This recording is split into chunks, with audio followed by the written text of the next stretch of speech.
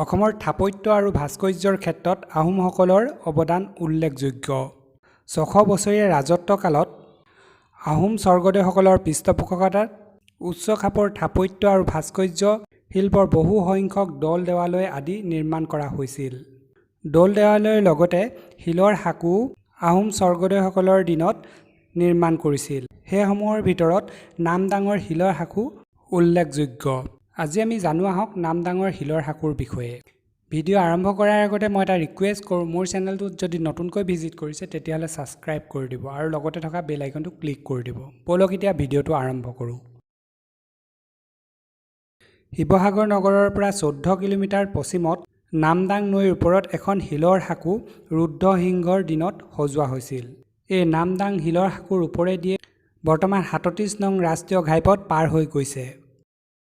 হৈ যোৱা দুখন মহাসমৰৰ সময়ত নানান গধুৰ টেংক আদি পাৰ হৈ যোৱাৰ উপৰিও দৈনিক হাজাৰ হাজাৰ মালবাহী ট্ৰাক অহা যোৱা কৰি থকাৰ পিছতো এই সাঁকো এতিয়াও অক্ষত অৱস্থাত আছে।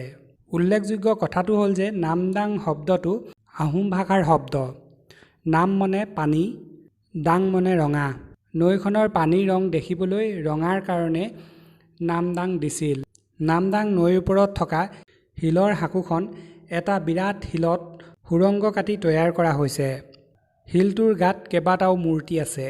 নামদাঙৰ শিলৰ সাঁকো দীঘলে প্ৰায় ৬১.৬ মিটাৰ, বহলে ৬.৫৫ মিটাৰ আৰু ১.৬৭ মিটাৰ ডাঠ। এই শিলৰ সাঁকোখনৰ ওপৰৰ ভাগত ফুল লতা আৰু দুয়োফালে কেইবাটাও অনুপম মূৰ্তিৰ ভাস্কৰ্য শিলত কাটি থোৱা আছে। ইয়াৰে দুই এটা মূৰ্তি ভাগি ছিঙি গৈছে যদিও কেইটামান এতিয়াও অক্ষত অৱস্থাত আছে।